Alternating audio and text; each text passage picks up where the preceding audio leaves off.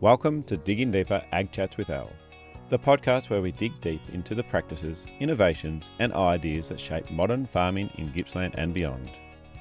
I'm your host, Alister Micallef, and today we've got a special guest who's no stranger to the paddock or the boardroom. Joining us is Trevor Caithness. He's a beef producer and cropper in East Gippsland. He is also the volunteer CEO of Gippsland Ag Group. And in 2024, Trevor and Karen were named the Beef Farmer of the Year by the Weekly Times. Trevor's journey from South Gippsland to East Gippsland has been marked by innovation, resilience and a commitment to sustainable farming practices. He's not only leading the charge in beef production, but he also completed a prestigious Nuffield scholarship, focusing on alternative methods for nutrient applications on farms.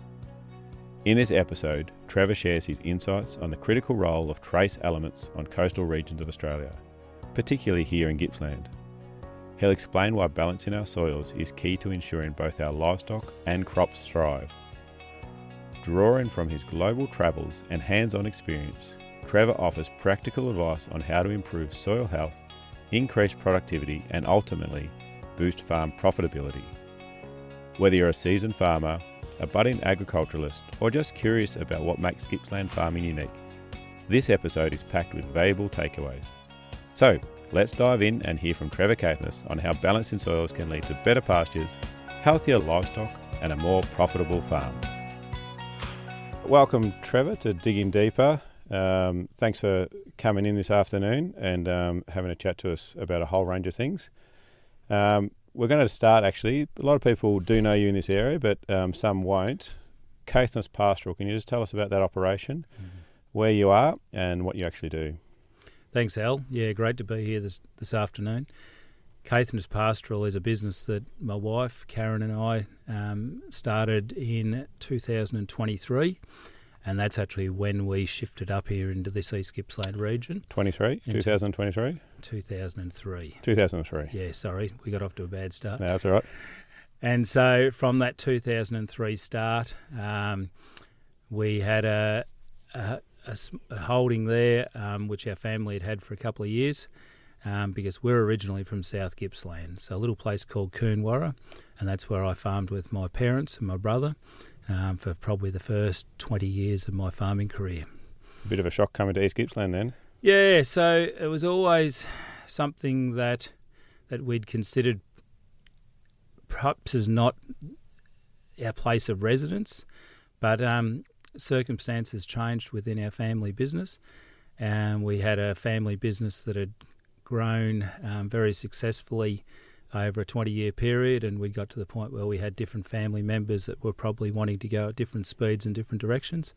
So Karen and I decided that it was probably a good time to exit out, and yeah, we took on. We had at that stage about 400 hectares at just south of Bairnsdale, and so we took on that and farmed on from there. Yep. So the operation, as it currently is now, it's beef and cropping. Yeah. So it's a beef operation that's running about sort of 800 breeding cows, and then all the progeny from those breeding cows are either replacement heifers put back into the herd, or they're finished cattle that we actually we fatten them, have them up to probably about 500 kilos live weight in that 15 to 16 months age bracket, and then directed straight into one of the major supermarkets. Yeah. And the cropping side of your business? The cropping side has probably scaled back quite a bit in the last few years, because the cropping side predominantly only grows barley now. We did do a lot of cropping in the early days when we were developing country, developing properties, and that was sort of our development tool to get some quick probably agronomic improvements to the soil and quick cash flow, and hence then the aim to get them across into livestock production after that. Yep. No, very good. And so you obviously do both those operations quite well, because last year you actually awarded a fairly prestigious award. Can you tell us about that?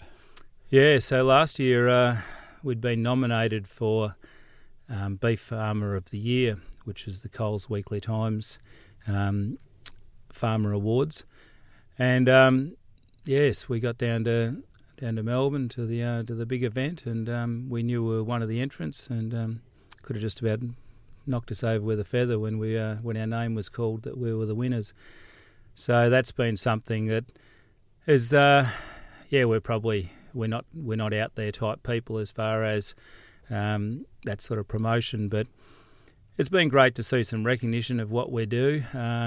We're very different than most in our region here because we not only breed, but we fatten and finish everything within the business. So we're not really that interested in producing weaner steers or anything like that. We really want to take that genetic potential of those animals through to a kill weight, and that's not always easy in our sort of unreliable type East Gippsland environment. But I think that's probably one of the things that was seen by the judges, our ability to produce a commodity week in, week out, 12 months of the year, perhaps no matter what the seasonal conditions are doing. Interesting little point there that a lot of people here in East Gippsland particularly can't take their whole progeny to fattening weights. What have you done on farm to actually sort of future-proof that operation? Because there's some interesting things that happen out at your farm. I've been out there a few times. Yes, look, we've always been very passionate about holding reasonable fodder reserves, for one.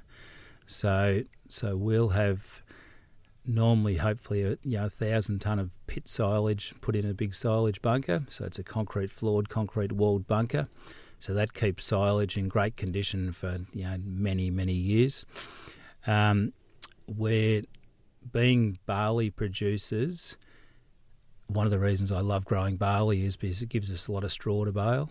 Yeah. So when we bale a lot of straw, we've always got what I call a dry cow feed. So the straw being of limited food value, but just fantastic. We're weaning calves at the moment off cows. Those cows will just run around and clean a few rough pastures up, and then they'll literally live on straw until they calve again in July. And I suppose a lot of the other stuff that we've done is just soil work. So we've done a lot of soil work, which has basically not only improved the health of the soil, but it improves the health and the doing ability of the progeny you're producing off them. And then once you get that soil work done, it then opens up all those other plants that you can grow within your pastures, like dry land lucerne. So lucerne's just a phenomenal pasture crop for us. It's always within our pasture mixes. Never will 100% of the paddock actually be suited to lucerne and all the paddock grow, but we tend to find all of the lighter sandy ridges. The lucerne just gets well established in those areas. And so hence you get to this time of the year and it's really dry and there's not much productivity. Apart from the green lucerne that's everywhere in your place. Apart from the green lucerne. Yeah. And as long as you've got that rotation going around, those stock, have always got that green pick of lucerne around us. So I think that's been lucerne's been a pretty important part of us being able to produce stock 12 months of the year. Yep. Now, just quickly on that, do you, with your pasture mixes, do you sow it as a multi-species with lucerne, or do you go a monocrop first and then oversow later? So we've done a little bit of both. Probably the most success has been where we've actually just had the lucerne in right at the start and then gone and put in some other form of pasture over the top of it to give that lucerne a little bit more time to establish. But then in saying that, some of our stands were put in as a mix, and if the autumn's been kind and the winter's been kind and we can let them get well established, they seem to have gone fairly well. Yeah. No, very good. So we'll shift gears a little bit. So big award last year for the Beef Farmer of the Year, and you touched briefly on correcting your soils just then. You did a Nuffield scholarship. When was that, and what did you actually research in that scholarship? Yes, I was awarded a Nuffield scholarship in 2002, and the subject that I chose to look at was alternative sources of nutrient for pasture and cropping. And so for those that aren't familiar with a Nuffield scholarship, you go through a state application process. If you get through that, then you go through a federal application selection process. And that year there was seven of us in Australia that were awarded scholarships. And you travel together as a group for the first about four weeks and actually just have a very quick around-the-world trip and look at agriculture, not necessarily looking at the topic you're interested in, but you do that as a group, and then after that you go off and do your own private study. So your application was with your topic in mind? It was with my topic in mind. But then you travel a quick little junket, we'll call it, That's around right, the world? around the world for about 4 or 5 weeks. To open your eyes and minds up, maybe? And that's really just to put that group of people together and just to get a snapshot of what's happening within the world within agriculture. Yeah. Did anyone strike you as more along the path than you thought? So it was interesting. We started in Indonesia and then into the Philippines. So, some very simplistic farming systems we saw. And then we were straight out of the Philippines and straight into California. And you pop off the plane in California and off you go. And the first thing you realise is they've got 6,000 miles of concrete canaled waterways. Right. And what seems to be unlimited water. It didn't sort of matter what crop they wanted to grow.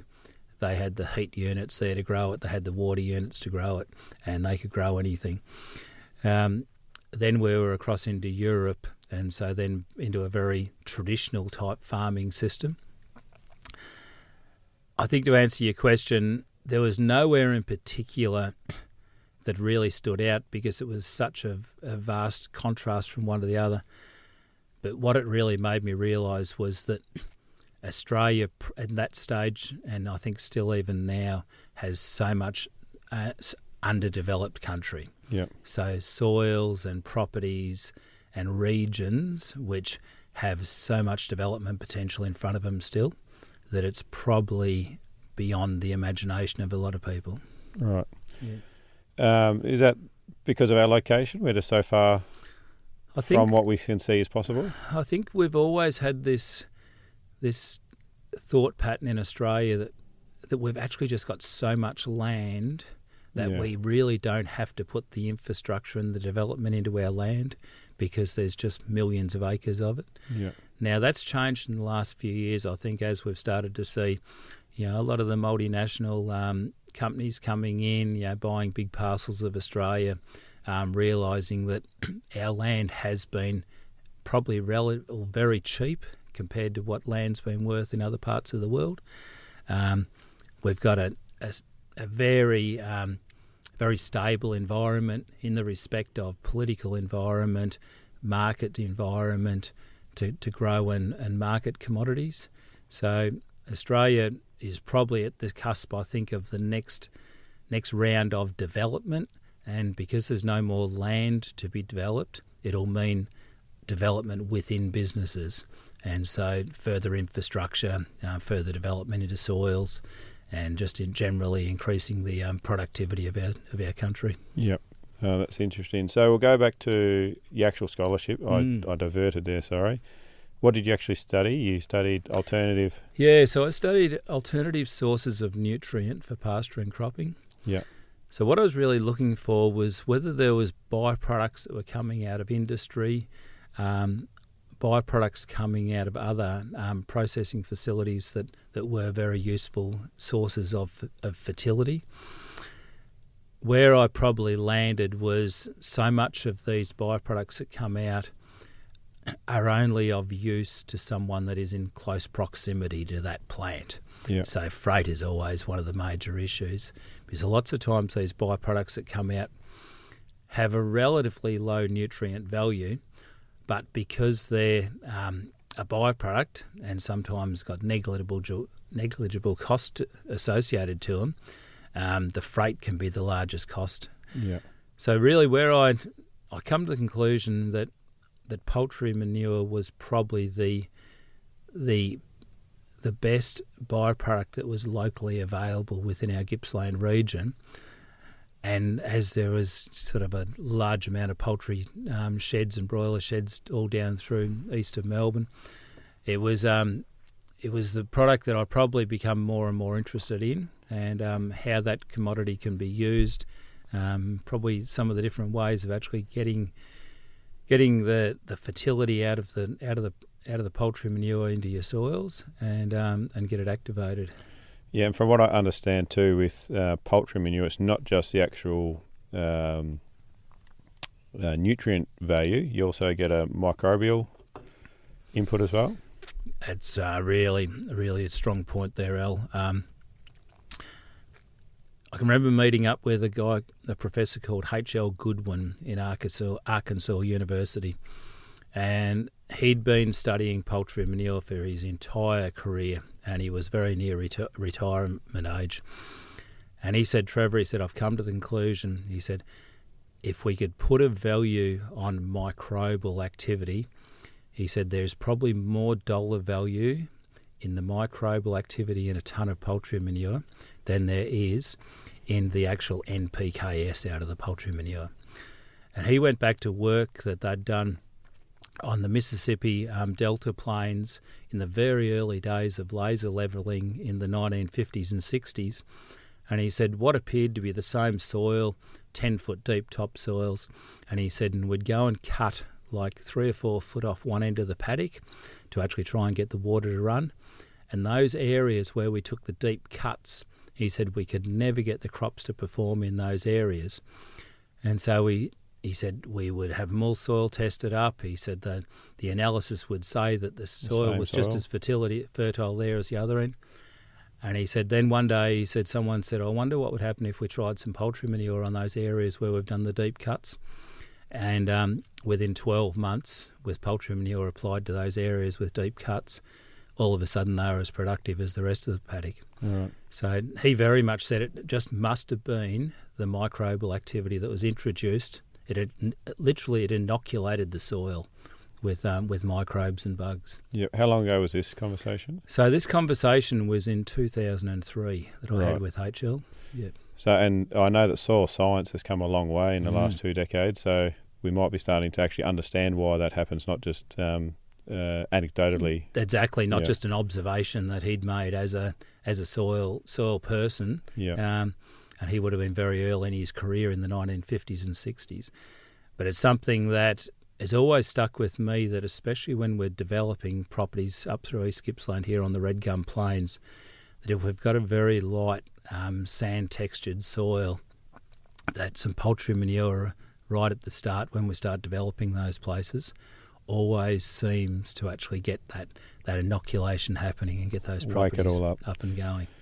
So from that scholarship, how has this changed your farming practices? You obviously still spread a lot of chicken litter, I know. Yep. So you're seeing the economics, both with soil health and animal health. Where have you gone from that scholarship in your farming practices? Yeah, so probably the scholarship, I'll back up a little bit. I think one thing that the scholarship did do personally for myself was it probably gave me a greater confidence in my decision-making ability to actually look at situations, because I'd seen so many different farming systems throughout the world that I had something to fall back onto to actually recall a situation that I'd seen. And then the other great part of it is the alumni that you create within the other Nuffield scholars. You've generally always got someone somewhere that you can give a call to and have a talk about a subject, and so that helps enormously. But the poultry manure now, we used to cart. We had a truck basically running full-time carting poultry manure, and that's the biggest limitation, is just trying to get the tonnages carted that you need, because you need to be sort of putting 1.5-2 tonne to the hectare on to really get some benefit. It's quite light too, isn't it? That's right. Yeah. So it's a very light commodity. Like a B double, you might get 100 cubic metres on, and a single trailer you might get 60 cubic metres on. Yeah. We're to the point now where we actually really only use the poultry manure when we've got a cultivation process going on. So in the past, we have just spread a lot of poultry manure on the surface of our pastures, and that's done a great job. But you definitely get a far greater benefit if you've got some cultivation going on, and you can actually get that poultry manure cultivated in through the top 100 mil. Yep, keeping those microbials alive, you think? Or? I think you're keeping them alive, and I think probably the other aspect of it is you're limiting the volatilisation from the poultry manure. Yeah. So if you go and put poultry manure on an open pasture and you just don't happen to get rain for the first probably week, you probably lost a fair bit of that nitrogen, because you've sort of got to remember with poultry manure, you got about 2/3 of it's an ammonium nitrate and 1/3 of it's an organic nitrate. Yeah. So the organic nitrate, that'll be fantastic, that'll stay there, but the ammonium nitrate you will lose. But if you cultivated it straight in a couple of hours later, you've probably limited those losses of the ammonium nitrate to something very, very minuscule. Yeah. So going forward, your Nuffield scholarship taught you a lot, opened your farming philosophy up, question everything, but make decisive decisions. What now is the next thing that you're working on, or I guess you see around our area? What is the thing that is holding our soils back? Look, we've got, as you'd know, El, your family's farmed here for a long time.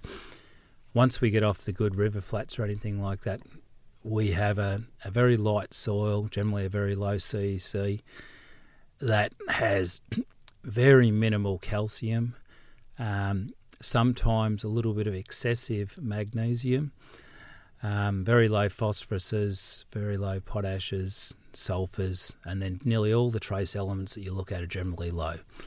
About the only one of those elements that's not low is normally iron, which we have a lot of iron in these soils, which is of negligible value to us. So I suppose we're very much focused on how do we try and balance our soils. And when I say balance them, we very much farm on the principles of William Albrecht's Albrecht theory. So William Albrecht was a soil scientist back in the 1930s and 40s all through America. And what he achieved through his lifetime was quite amazing, because not only was he a soil scientist, but he was a great observer. So William initially noticed that of all of the young people coming in to the Army and the Navy and such through World War II in the States, certain areas where those people come from, they would either have issues with bone structure, they would have issues with their teeth, and he wondered what it was all about, and then very much realised that in that era, everyone ate out of their local environment. So if you were eating out of your local environment, the food was probably grown within 50 miles around you. Then he'd come to the conclusion that that must mean that if those soils are, say, calcium deficient, perhaps that's why we're having more bone issues with certain individuals out of those areas. So it was an observation that then drew him in to the science of it. And that's when he actually started doing a lot of soil testing and come to the realisation that a lot of America had some of these quite large deficiencies within their soils as well, and it was coming through in the food stuff.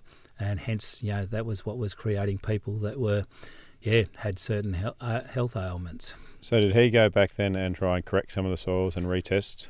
Yeah, so in between all of this, he actually spent some time travelling the whole world, pulling soil samples of what he thought was probably some of the most productive soils throughout the world, and took them back to his lab and actually analysed them all, and come to the realisation that there's some really common elements of ratios of elements from everywhere that actually had the best of the soils. And the common ratios tended to be that they were approximately 65% calcium within the cation, about 12% magnesium, probably 5% potash, and then that left a little bit for hydrogen and sodium. And so then when he started looking at the trace elements, come to the realisation that everywhere that's growing the healthiest soil actually had some common minimums as far as the trace elements go. And that's where you sort of start to get your principles that we work by, which with your trace elements, and you start in this soil type of ours at the moment, New property we're just working on at the moment, I think it's soil tested up. Coppers have come back at 0.5 part per million.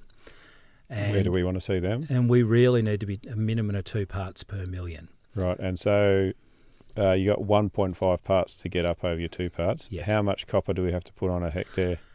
Yeah, we've probably got move it, or is it probably a complicated equation? Is it or not? It's not particularly complicated. You do need to establish what the CEC of the soil is first.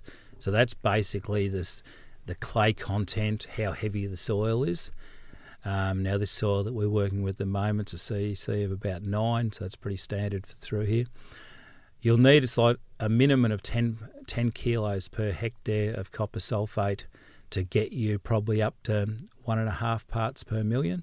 Right. So we would ideally go in over 2 years with 10 kilos, and then we go another 10 kilos the following year.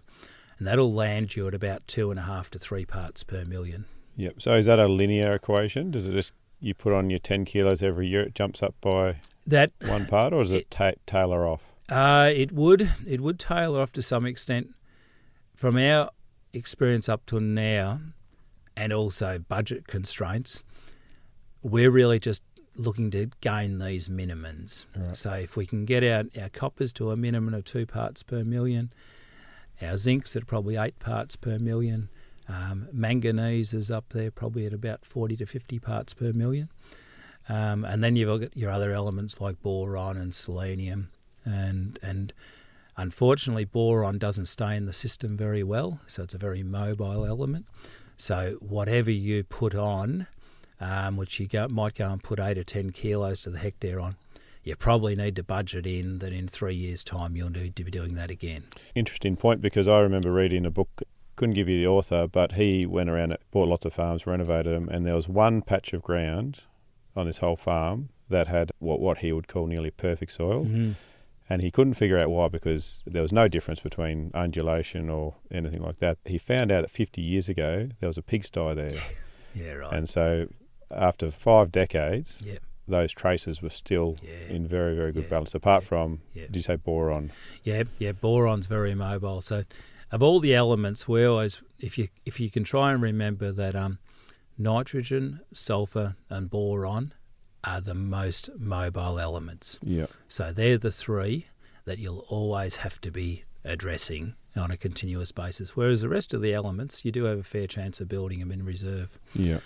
But, that's really interesting, Al, about that where the piggery landed, because I had similar experiences when I was in Nuffield in the UK. I can remember standing in a field with a very elderly farmer and just complimenting him on what an amazing soil type he had here. And he said, well, look, he said, this actually was probably our poorest paddock. But he said, all we did, all after the war years, he said, we had lots of cows in barns. And he said, we just focused on all of the manure than the barnyard waste that come out of those barns, just went onto these poorer soils. And he said, they've just turned them from a very shallow soil to a very deep, rich soil. So manures are quite amazing. Yep. I was talking to an English guy the other day, and they call it blacking out a paddock, apparently. Yep. They pour that much on that the paddock goes black. Yeah. There must be quite a bit there. They're putting through there. So, here, locally, and is this true for all coastal sort of regions? We're going to be down in copper, zinc.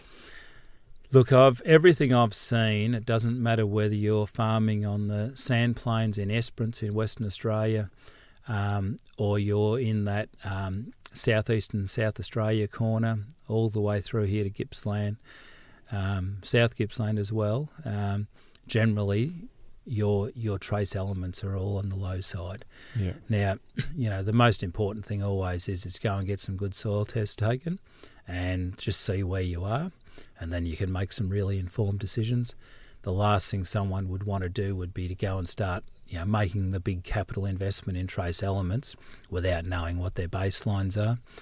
And I'd sort of suggest more than just 1 year of soil tests. I'd probably like to see 2 or 3 years of soil tests that show you that you've got a genuine problem there, unless you've had some very strong previous history and knowledge in the region, and you can actually just sometimes walk into paddocks now and look at them and go, well, I think, there's pretty much this is what they're going to need to get them going.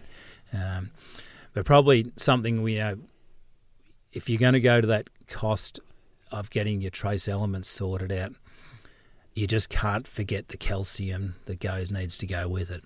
Mm-hmm. So, we prioritise when we're starting to develop a property. We're always aiming to get the calcium sorted out very first.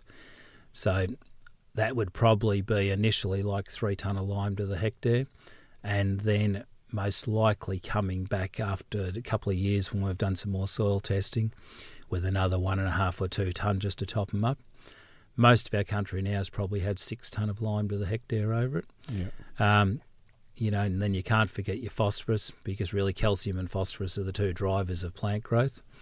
And then naturally your nitrogen just needs to come along, on a regular basis. I think the other element that people really have taken their eye off the ball is sulphur, because everyone used to use single superphosphate, and sulphur was just the byproduct that you got with single super. Whereas now there's a lot of high analysis fertiliser used, and so sulphur can be really quite limiting. And from what I'm sort of gleaning, from some of the key agronomists around the world, you probably nearly should be aiming for the same levels of sulphur in your soils as what your phosphorus is. So probably a 1-to-1 ratio, which is substantially more than probably what most of our soils ever see at the moment. Our way of going about sulphur in the last few years has been we're carting gypsum out of northern Victoria. Yeah. So now that we've got our soils where the calciums are up to about 62% calcium, we don't really need a lot of lime in there. So we can actually just use gypsum to actually top up that last little bit of available calcium that we need. But then we have the added advantage that we're actually getting a good sulphur source coming in the gypsum as well. Yeah. So that will really just keep those levels fairly luxurious. Yeah. Why do we want our soils balanced? Not only to grow more, but I'm assuming there's a big animal health aspect to it.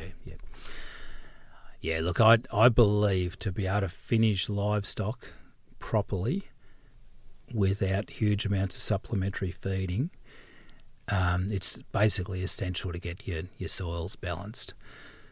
So once you've got those trace elements in there and you've got your calciums up fairly right, what you just tend to find is a lot of the incidences of just your common issues with cattle, especially like pink eye and such, will start to disappear. So pink eye, I strongly believe, is a trace element deficiency. Of which one? We've got a vet coming in next week. There you go. So I believe it's a combination of copper and selenium. Yeah. And probably a little bit of cobalt as well. My observation is that if you can keep the eyes dry on the animals, you tend to basically not get any pink eye. Once you start to, if you see a mob of cattle going through and they've actually got some watery eyes, because we've addressed all of the coppers and zincs and manganeses and all of our blood tests in our animals say that we're pretty good there, but we haven't addressed the selenium and the cobalt. So cobalt is vitamin B12. We tend to find that one shot of B12 plus selenium under the skin and you'll just about dry the eyes up overnight on animals. Right. And once you've dried the eyes up, you basically your infection just seems to disappear. Right. So I think there's a lot of work to be done in this space of livestock issues that I believe are actually trace element deficiencies, but showing up as livestock health issues. Is someone working on this at the minute? Because it doesn't seem like there's a direct link often between these two. No, look, I don't think there's probably the work being done that needs to be done. And I suppose you've got to remember that there's a lot more money in developing a vaccine for pink eye or a vaccine for something else than there ever is in marketing some trace elements. Yeah. So trace elements are fairly much a raw commodity. The way we buy them, just copper, bluestone and such, that we spread straight out on the soils. There's no real big multinational company there that's got a cartel over that. It's you buy it through whoever you can get a good price on the day. So, right. Yeah. It's all back to money, doesn't it? Right, now you're obviously a thinker. an innovator, and so it's no surprise that you're actually involved in the Gippsland Agriculture Group. We're not actually just involved in the Gippsland Agriculture Group. You're part of the formation of that. Is that correct? It was. So Gippsland Ag Group was an idea driven from about half a dozen of us that had some conversations back in like 2018, 2019, that wouldn't it be great if we could actually have a local research group that would be not only a research group to sort of try and drive the next level of productivity in our Gippsland region, but also something that would create a network of farmers that could come together and share ideas, share different functions, where we basically learn off each other. I have a bit of a theory, Al, that the collective knowledge of your leading farmers within the region probably far exceeds the knowledge that we hold within all of our teaching and research universities and such. Because if you actually start talking to some of the leading farmers and see how they've addressed certain issues and such, it's generally quite left field sometimes, but they've actually generally got a very good result. They've had lots of failures, but like we shouldn't be concerned about failures because you're always learning something from anything that you fail on. And so the only time you don't learn something from a failure is when you don't keep moving forward and try and sort it out. So yeah, Gippsland Ag, I've got a bit, is probably, we called a public meeting down in Sale just to see whether there was any interest. There was about 100 farmers from throughout Gippsland turned up at that public meeting, which was just amazing. So Gippsland Agriculture Group was formed and incorporated at that time. And yeah, the group's just had an amazing growth phase in the last 5 or 6 years. And and the latest venture is this podcast that we're actually sitting down to today. So what are some of the other things that you see is quite interesting or going to be quite valuable that we're currently doing right now on farm? Look, as far as within the Gippsland Ag Research Farm, I'm just so enjoying not only the traditional stuff that whereas our cereal trials and such, which are really challenging ourselves because your cereal trials here at the farm, Al, are far exceeding what we're achieving on a yield basis within our own paddocks.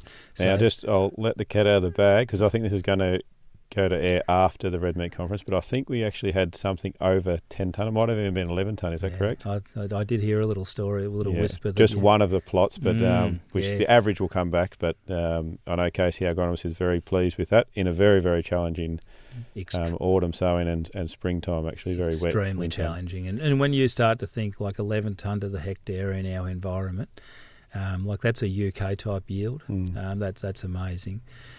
So look, I've always enjoyed the cereal stuff, but I'd sort of the pasture work that's being done. Like I've always been struggled with farming in this East Gippsland environment. How do we maintain good pastures over a long period of time? We tend to get them up, we get them established, and they'll look really strong for the first 1 or 2 seasons, and then they'll actually start to taper off. So the pasture work's always been of great interest. One of the projects, I guess, that I'm really passionate about is the Growing More Topsoil project. So that's a project where we've had 3 different organisations have come together with different recommendations of how we could potentially actually increase the depth of our topsoil. So between some ameliorant products being put on and then some deep ripping to actually try and lift a little bit of clay and mix it in through the topsoil, we're starting to see some really interesting results, aren't we, Al, as far as those topsoils go? Yeah, and quite difference between the controls or anything that's had some form of work done to it has showed improvement. I was actually out digging pits in the excavator and noticed the firmness of the virgin ground or the control ground compared to anything that had some sort of ameliorants done to it. And the interest from our farming community has been very strong. So it's obviously something that people are really interested in. The cost of property to go out and the availability is reducing, like you said before, and so being able to go down. And I think that not only the benefits of being able to grow more, but the health of that soil as well, like we're talking about, is improving the more we work on it. Yeah. I think it was a real. I think there's a lot of wisdom in where the funding come from there. So Gippsland Food and Fibre through the drought node funded Gippsland Ag on that project, and I think they got their excitement from, we are trying to do a project that actually increases the water holding capacity of those soils, and hence when we run into a dry droughty year, it actually may allow that crop to actually go for another 2 or 3 weeks and get over the line, because we've actually got a deeper soil and we've got some more moisture held there and some increase in nutrient. So I think full credence to the drought node there for funding that, because I think it's a project that we could see eventually changes the face of a lot of the red gum plains. Yeah, no, it's exciting time for that project. We're a year and a bit in, and is it a 5-year? A 5-year project. A 5-year project. So stay tuned for updates along the way there. Now, what do you see? Gippsland can be quite volatile to farm in. Some of it is just pure weather, which we can't control a whole lot of. What are some other limiting factors of our region? What is holding us back as farmers? Look, I think to a fair degree, you would have to say lack of capital within a lot of businesses. So most businesses, when I sort of look around Gippsland, they need a serious investment in infrastructure, and that infrastructure may be more silos, hay sheds, silage bunkers, just infrastructure that actually puts more reserves on the property. As you know, Al, it's just not unusual for us to drop into 4 or 5 months where it just decides it doesn't want to rain, sort of can quite often happen on a lot of the east coast of Australia. So hence, to keep your farming system functioning and travelling along as per normal, you actually need to be able to have the reserves on hand, that you just say, okay, it's bad luck, we're not going to graze out of the paddocks for the next few months, but we're going to have to graze out of the silo or the hay shed or the silage bunker. So I think that's something that really needs to be dealt with. We've got all these soil issues that we've talked about. Now that again is just capital and a desire from people and a confidence within their own farming system to actually have the confidence to invest that capital into their soils to get them up and going. I think the other real issue that we're probably looming with is within our red meat processing and our red meat farming systems is actually a lack of kill capacity in this central and East Gippsland region. So we have some major businesses right here in East Gippsland. When you think about Paddy's Foods for one, the quantity of beef that they would be using through there on a daily basis, I would suggest could sustain the backbone of a small abattoir in our region, just basically taking cull cows, old cows, through that. And once you actually had a small processing facility that could be supplying beef into likes of a local processor like Paddy's, you then actually free up some capacity for some more specialised kills to be done for your local butcher shops.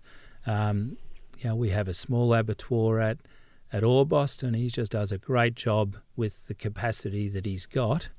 But Gippsland has a fairly large population, and he's got a fairly limited capacity. So that's something that I really think, as an industry, we need to be looking at seriously. How do we get some kill capacity here in this region? So how does that help our farmers? Is it just the cost of sending them, or is it the ability to book them into things? Look, I think it's I think it'll be twofold. I think as we develop another market for our animals here, right at our doorstep, naturally it takes away some freight issues and things like that. I think it opens the opportunity for some providence marketing to happen. So providence marketing, can be very successful if done well, and that is something that, without having the kill capacity here, it's very, very hard to do. Yeah. then once you've got the kill capacity there, you then go into boning rooms and things like that. The employment spin-off would be substantial. And I think the general uplift in economic conditions for the region tends to always flow down. Yeah. So it doesn't matter. At the moment, I feel like we export a lot of our dollars out of the region for someone else to take profit out of. And I guess I'd love to see some of those dollars staying in our region. Yeah. No, we'll keep talking about it, and hopefully we can, because I know, it's cost us $7 a head for sheep the other week to send down to Ballarat. Doesn't sound like a whole lot for one animal, but when you're doing thousands a year, it adds up very quickly.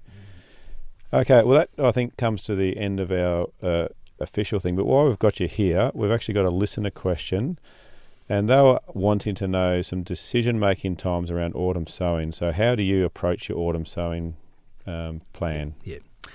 Yeah. So look, we love to get some country literally sprayed out and fallowed, and that would have happened like probably 6 weeks ago. Yeah. So around about Christmas probably, and early in the new year. So, and our decisions there are around if it's a paddock that's in good shape and it hasn't been pugged, and it's not full of stump holes, we're more than happy just to spray them out, fallow them, and get them ready to direct drill any time from now on. If it's a paddock that... Are you a dry sower? We will, yes. Yep. No, we sow by the calendar. So we have certain dates on the calendar. We believe that all of our grazing type crops need to be in the ground by the middle of March. Yeah. So we'll just get going probably the last week in February and just start planting. And then any of our pastures will try and go in towards the end of March, and then we'll be going into... Were you in moisture, or are you happy to dry sow the pastures as well? I really would like to see some moisture for the pastures, and that probably just comes down to the cost of pasture seed.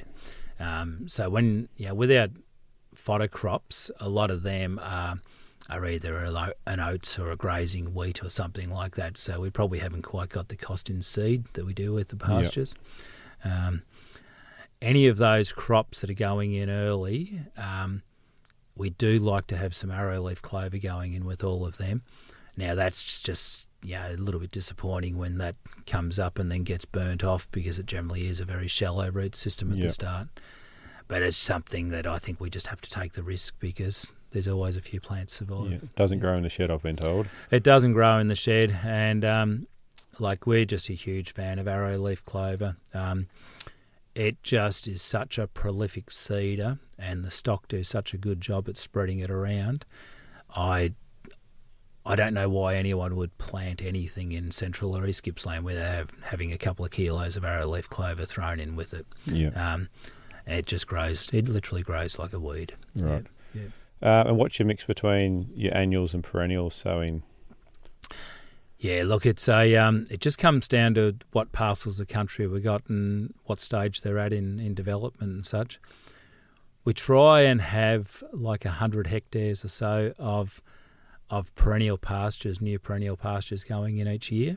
Just part of the rotation to try and keep those pastures. What's that as a percentage, actually? Would probably be better. Yeah, so we sort of farm around about 4,000 acres, so about sort of 1,700 hectares. So it's not a very big percentage. Like it's only 5-8% or something. Annuals have probably been a big part of our production system, because they're quick. Direct drilling has become fairly efficient over the years, and you can sort of drill a lot of country in a couple of days. But it's all another cost, and it's all another process that you have to manage as well. So the spraying out and such. Just touching on that, those decisions around early sowing, like we are not afraid to cultivate up some paddocks if we think they're not in good shape. So if you can't drive over it in the ute 60 k's an hour, it needs cultivating. My whole farm needs cultivating. We're shockers like that. got to have smooth paddocks. Then when the spreaders run and come in to spread your fert and everything like that, everything's so efficient because you can do it. I hate wrecking boom sprays, so that's our bit of a thing. And sometimes with that cultivation, we're not adverse to a little bit of deep ripping as well. We'll quite often walk around with a probe and just try and get a bit of an idea of our compaction levels, and compaction's sort of always a bit of an issue. Yeah.